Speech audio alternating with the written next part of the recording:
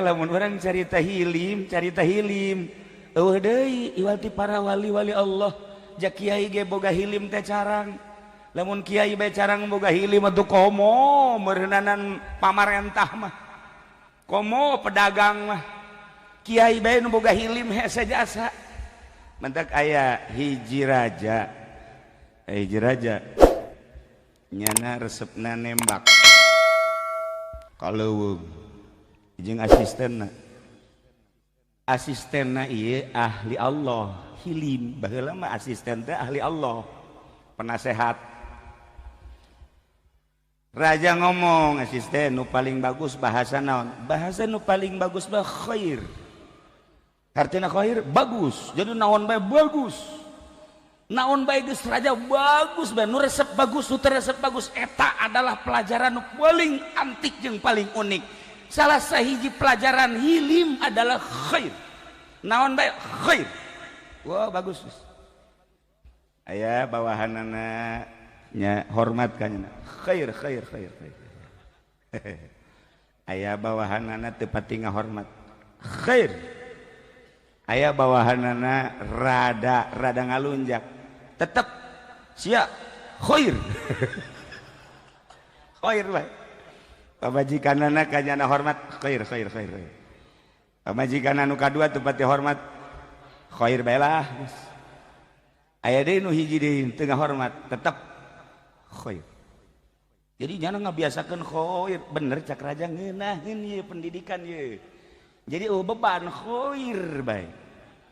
diajak nembak kaleuweung begitu nembak orai ngegel ka cinggir aduh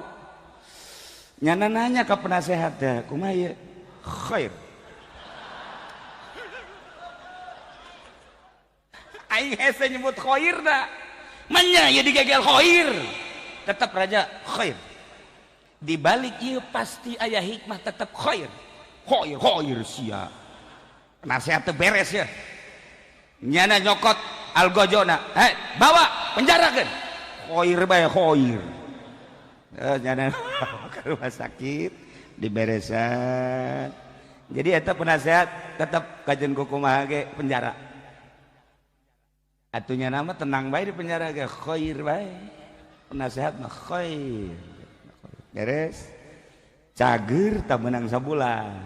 nembak deui nyana make asisten anyar nun teu khair teh begitu nembak kabeneran aya orang pedalaman hutan maksa baduy mun katewa ku eta jadi suguhan dewa kebeneran pas nembak cak baduy ieu horeganan ieu mangsa aing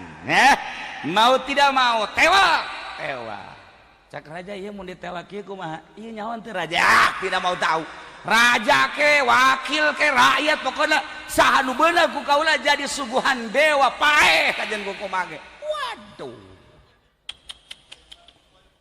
geus hese ngahoiranana ya otomatis geus dipandian nyana di jogedan geus macem-macem beres caritana langsung asisten heula disuguhkeun ka dewa langsung lenyap begitu tuan raja dek disuguhkeun dideuleu heula barang dideuleu cinggirna hiji cak orang primitif waduh dewa moal daekeun lamun eueuh cinggiran jadi aya kekurangan ieu dewa mah kudu nu sampurna bae lamun aya kekurangan moal daekeun maka cek manehanana bapak tidak jadi saya suguhkan kepada dewa emang kenapa sebab cinggir tidak ada khair kakar kapanggih deui tamin khair bener khair ya gajen ku kumaha ge waduh paingan cak penasehat aing khair bae di balik khair aya khair nyana balik ka kerajaan mana penasehat aing keluarkeun aman begitu keluarkan kunaon ieu diamankan ku sebab gara-gara maneh nganasehatan ka bapa khair baheula eukeur cinggir bapa digegel orai cek maneh khair karasa ku ari ku bapa kitu kunaon atuh bapak pandek disuguhkeun ka ditu jeung penasehat bapak anu anyar gaganti maneh ka dewa haju atuh itu penasehat mah apa geus bapak bantu lantaran cinggir eueuh hiji dewa teu daekeun lamun cinggir eueuh hiji mantak inget ka nasihat maneh khoir ternyata eta penasehat ge meluk bae khoir kunaon maneh kenceng amat atuh kula ge lamun teu dikapenjarakeun meureun kula anu paeh ka ditu heunya heuh ya ge khoir nah hilim teh geus bae dicoba dirasakeun tahan dibalik sesuatu aya hikmah kuajeun ku kumaha ge kenaikan pangkat aya hikmah keturunan pangkat aya hikmah naik sugih aya hikmah turun sugih aya hikmah urang ka dieu urang ka ditu aya hikmah urang dipake ka resep ku pamajikan aya hikmah dipake ka bendu ku pamajikan aya hikmah selalu aya motivasi bae kajeun ku kumaha ge iyalah hilim mun teu ngaji bab hilim moal bisa mantap kula kuari mah geus lah moal nganasehatan rakyat deuk nganasehatan sekda aing mah awas boleh dikuari hilim ya engke lamun kapanggih jeung bupati ngaji naon di Cilongok hilim pak coba contohan kula ge can bisa pak hilim ge waduh masyaallah moal bisa sakicep Kangjeng Nabi ti Masjidil Haram ka Masjidil Aqsa lamun teu boga hilim moal bisa nu paling hebat hikmah moal bisa sakicep lamun teu boga hikmah mah maka urangnya dititah boga ilmu hikmah maka loba santri anu ka Cirebon kapanuragan neangan ilmu hikmah maca kulhu 1000 sapeting salila 40 poe dahar nangan seukur sacomot balik teterak ditembak oh ye hikmah hetmah jurig sama kos kitu mah lain Habib Rozak ngumpulkeun keris batu segala rupa malah mah aya nu datang ka imah kula edan kunaon dia edan lantaran peuting ngagosokan batu bae jadi nyana kasurupan horeng aya batu nu nyurup kasurupan cenah kiai kuari ka mana batuna geus dipiceun atuh lain bawa ka dieu emang deuk kumahakeun sugan bae panitia masjid kasurupan deui ieu teh batu da eta teh hikmah juri lain eta hikmah mah saluhureun hilim Masya Allah mun sabar bae urang geus hese ditambah ku hilim sangat sulit ditambah deui ku hikmah sangat sulit Masya Allah Kangjeng Nabi mah teu hese sebab dicicia bukakeun bersihan cicikeun plek tutupan deui ngeunah beuh urang lamun kos kitu mantep masak datang ka imah geus siap besok siap masing-masing nu seukeut black ku sorangan set golbu black isuk dikubur atuh ngasian hilimna make guru mursyid ku sorangan mah hese urang kudu boga guru wa tarusyamsa idza tala'at tazawwaru an kafim zatal yamini atakrihum zata shimal wa hum fi fajatim dzalika min ayatillahi may yahdillahu fa huwa muhtadi wa may yudlil falan tajid lahu waliyyan mursyida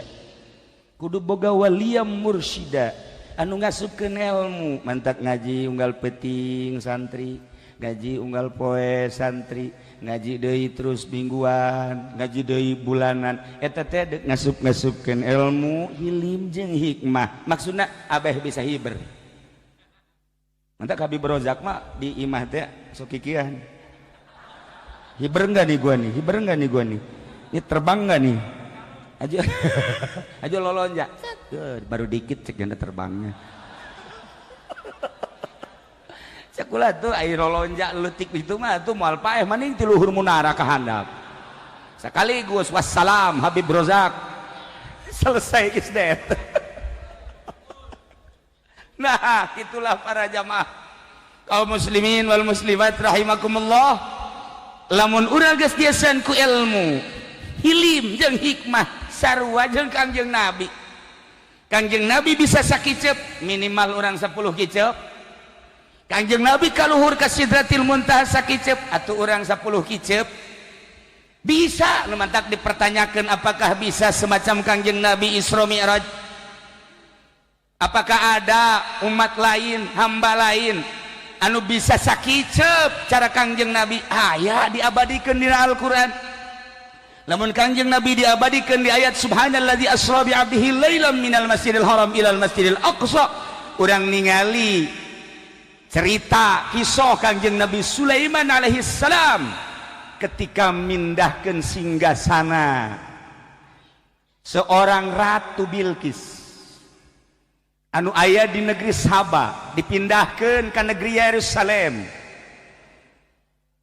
Kanjeng Nabi Sulaiman merintahkan sahanu paling jitu setan tetap sapoe, jin tetap berjam-jam. Aya seorang hamba Allah anu henteu kacaritakeun, henteu kadengekeun, hanya hamba anu rudin, hamba anu biasa, Asip ngaranna. Jadi orang Asep ya Asip nyana siap mindahkeun kumaha cek Kanjeng Nabi Sulaiman kesiapan maneh abdi siap mindahkeun singgasana Raja Bilqis ti Saba Yaman ka dieu ke Yerusalem sakumaha tuan beunta kicep maneh beunta geus aya di dieu. Woi mantep leuwih ti mantep tah mantap sekali Jogja tah mah mantap sekali, wah enak sekali. Dicoba, coba, menyeman, bener baik. Kangjeng Nabi Sulaiman bentak, berem, bentak deui, geus aya di dieu. Masya Allah, diabadikeun dina Al-Qur'anul Karim.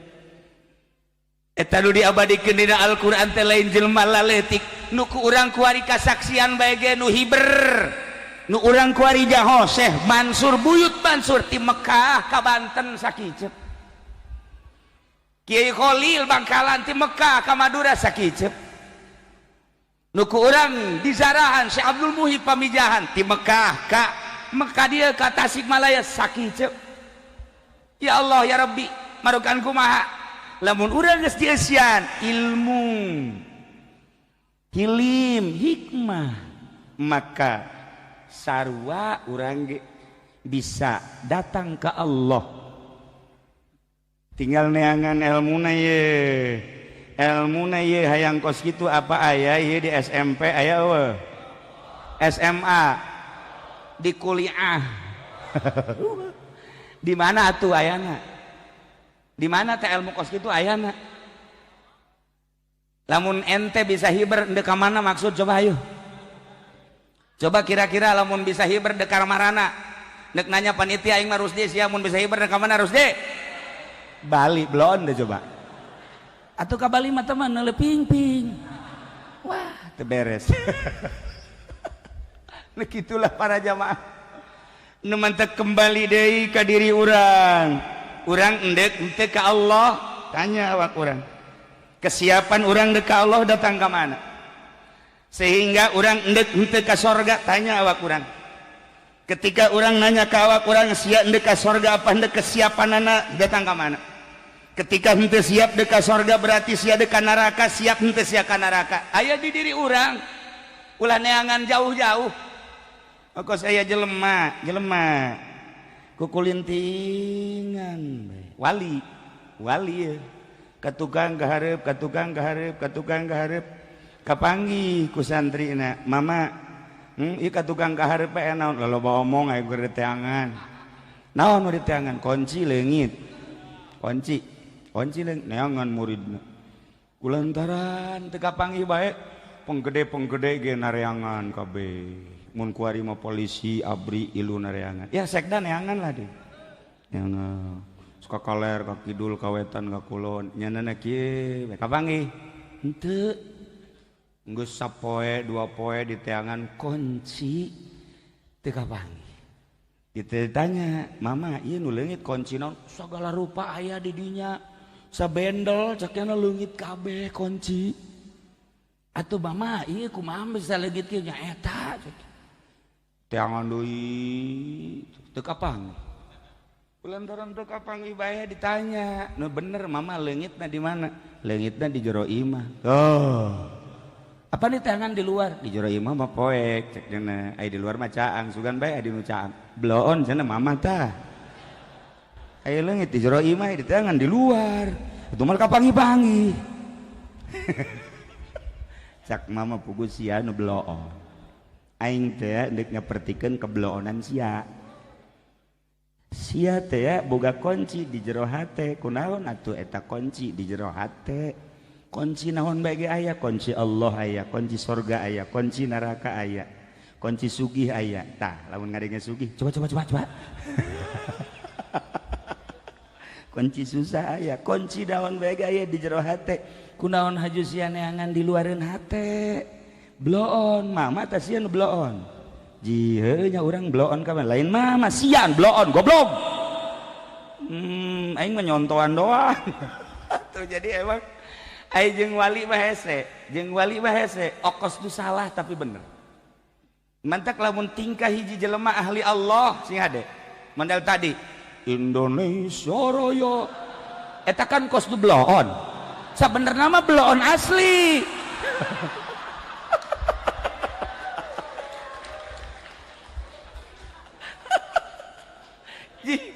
ieu kunci di jero hate lamun urang hayang nyaho neraka aya 7 lawangna nu mukakeun lawang neraka lain malaikat urang sorangan surga aya 8 lawangna nu mukakeun lawang surga lain malaikat urang sorangan di urang teh aya kuncina di urang teh aya cara mukakeunana lawang neraka aya di urang lawang surga aya di urang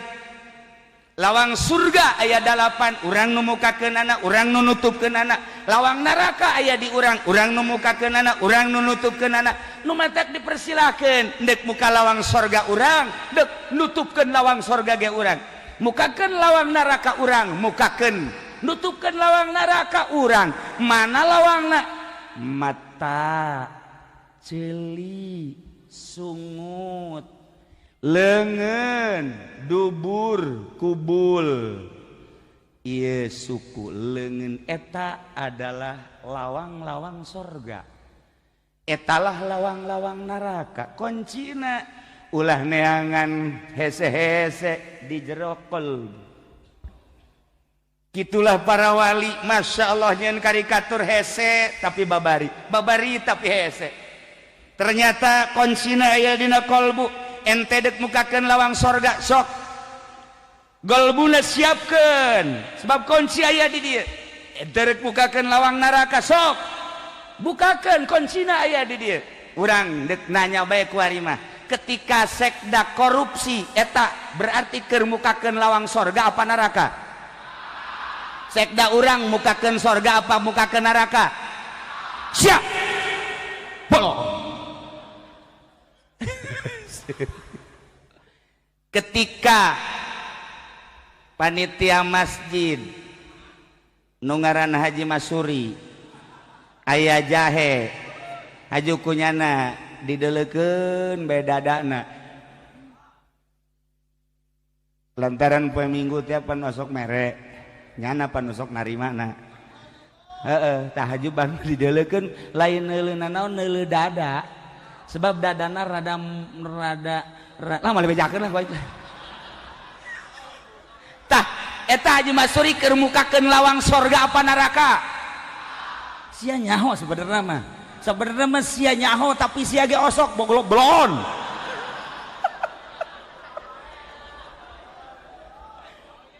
lamun urang peting-peting main bola sok jam sabaraha jam sabaraha jamna tuh lamun teh disetel main bola kiai haju nonton main bola eta kiai keur mukakeun lawang surga apa neraka coba tunjuk mana kiaina cepat